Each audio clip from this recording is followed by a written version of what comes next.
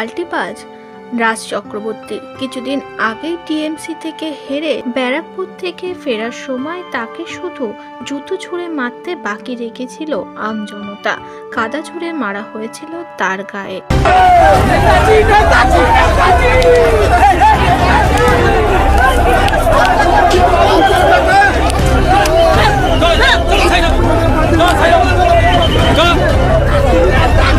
তবে ভোট নির্বাচনের এক সপ্তাহ যেতেই এবার গায়ে গেরুয়া উত্তরী পরে রাম মন্দির উদ্বোধন করতে গেল রাজ চক্রবর্তী।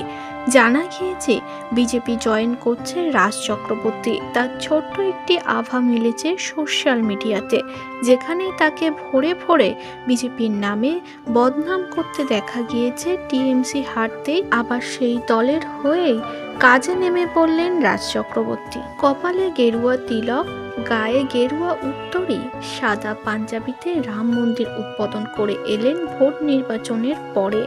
এই ভিডিও দেখার পর ইতিমধ্যে রাজ চক্রবর্তীকে নিয়ে কিছু নেটিজেন মন্তব্য করেই বসেছে। কেউ লিখেছে পাল্টিবাজ হয়তো একেই বলে, কারোর আবার মন্তব্য বুঝেই গেছে টিএমসি সরকার আর কখনো আসবে না, সেজন্য নিজের ফায়দা লুটতে আবার কুকুরের মতো বিজেপি জয়েন করেছেন তিনি। কেউ লিখেছে নিজের প্রাণ বাঁচাতে বিজেপি জয়েন করেছে রাজ চক্রবর্তী। এমনই নানান রকম কমেন্টে ভরিয়েছে রাজ চক্রবর্তীর কমেন্ট সেকশন।